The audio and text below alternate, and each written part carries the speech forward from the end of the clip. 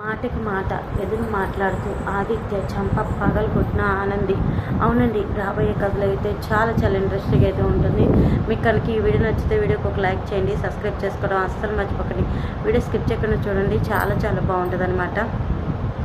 అసలు నేను పడే స్ట్రగుల్ ఎంత కాదండి. అసలు ఎందుకు స్ట్రగుల్ పడుతున్నాను ఏంటో అర్థం అవ్వట్లేదా. ఇంకా $5 అయితే కావాలండి. చాలా తిప్పలు అయితే పడుతున్నాను. ముందు చూస్తే గొయ్యి, వెనక చూస్తే నుయ్యి అన్నట్లు సామెత ఆ ఊరికే అయితే రాలేదు. కంటి నిండగా అయితే నిద్ర వస్తుంది. మార్నింగ్ ఎప్పుడో 4:30కి అయితే లేచాను. ఈరోజు శ్రావణ మాసం కదా, ఎర్లీగా దీపం పెడదామని లేచాను అనమాట. కంటి నిండగా నిద్ర, కానీ ఒక పక్క భయం. అమ్మో, ఇంకొన్నదే 4 రోజులు $4 వస్తాయా రావా అని చెప్పి.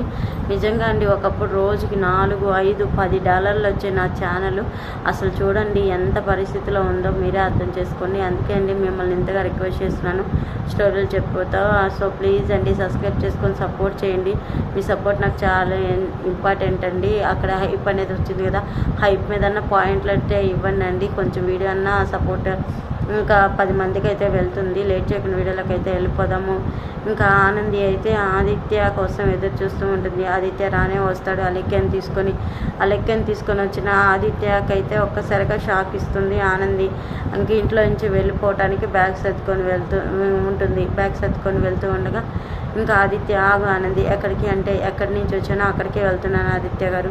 నేను చాలా పొరపాటు చేశాను. నేను నిజంగా మిమ్మల్ని అర్థం చేసుకున్నట్టు మీరు నన్ను అర్థం చేసుకోలేదు. అయినా సీనుకిచ్చి నేను ఎట్లా అలెక్యని పెళ్లి చేస్తానని మీరు అనుకున్నారు చెప్పండి అని చెప్పేసి ఆదిత్య దగ్గర మాట్లాడుతూ ఉండగా, చూడు ఆనంది, ఇంక చాలు, నువ్వు నాటకాలు ఆడి ఇక్కడ ఎవరిని నమ్మించాల్సిన అవసరం లేదు. అయినా కానీ అక్కడ పెళ్లి జరుగుతుందని నాకే తెలీదు, కానీ సడన్గా నీకెలా తెలిసింది అని చెప్పేసి ఆదిత్య అడుగుతుంటాడు. అయ్యో ఆదిత్య గారు, మీకు నేను ఎంత చెప్పినా మీకు అర్థం కాదు. నిజం చెప్తున్నానండి, నేను ఆ పెళ్లి జరిపించడానికైతే గుడికి వెళ్ళలేదు. సీను పెళ్లి చేసుకుంటున్నాను అమ్మడి, నీ ఆశీర్వాదం కావాలంటే వెళ్ళాను తప్పితే అంతకు మించి ఏం లేదంటే చాలా ఆనందం, ఇంకా ఆపు అని చెప్పేసి ఆదిత్య అంటూ ఉంటాడు. ఇంకా ఆదిత్య అన్న మాటలకి చాలా ఆదిత్య గారు మీరు ఆపండి, ఇంకా నేనైతే ఈ ఇంట్లో ఒక క్షణం ఉండదలుచుకోవట్లేదు.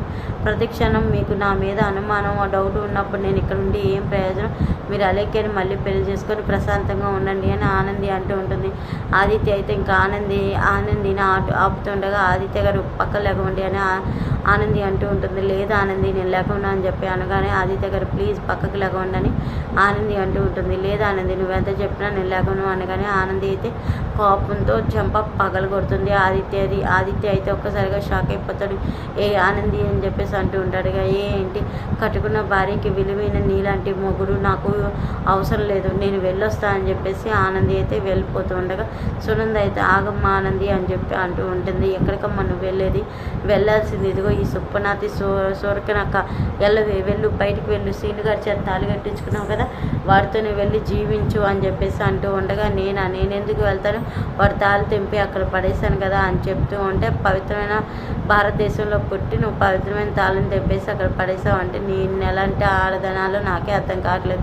ఆయన ఏ మొహం పెట్టుకొని వచ్చావే మా ఇంటికి, వెళ్ళు అని చెప్పేసి సునంద అంటూ ఉండగా ఎక్కడికైతే వెళ్ళేది, ఎక్కడికి లేదు అని చెప్పేసి అంటూ ఉంటుంది.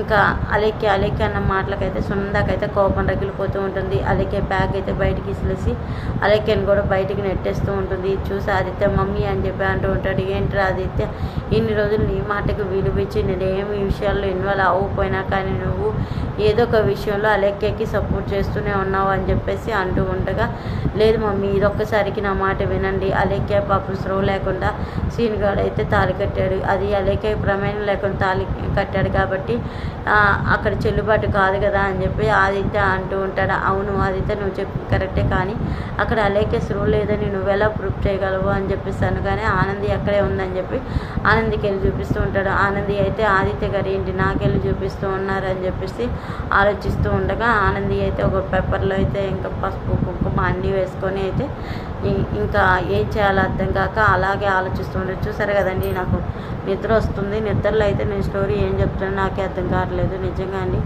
అసలు నిద్ర అయితే తూగుతుంది నాకైతే. ఇక్కడ చూస్తేమో స్టోరేజ్ ఏమో ఫుల్ అని చెప్పి చెప్తూ ఉంటారు.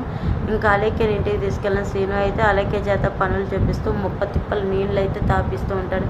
అలెక్య మాత్రం రే శ్రీను ఆడుకో, నా జీవితంతో ఆడుకో, నీకు పెద్ద పనిష్మెంట్ ఇస్తాను అని చెప్పేసి అలెక్కి అనుకుంటూ ఉంటుంది. ఇంతలోకి ఆదిత్య అయితే బస్తీలోకి వచ్చి శ్రీనుని పలకరిస్తూ ఉంటాడు. శ్రీను మంచిగున్నావు అంటే మంచిగున్నాను ఆదిత్య బాబు, మీరు ఎట్లా ఉన్నారు, ఆనంది అమ్మ బాగుందా అని చెప్పేసి ఆదిత్యని అడుగుతుంటే మీ ఆనంది చాలా బాగుంది అనగానే దివ్య ఎక్కడ అంటే దివ్య ఇదిగో వాటర్ తాగటానికి వెళ్ళింది అని చెప్పేసి అబద్ధం చెబుతూ ఉంటాడు శ్రీను.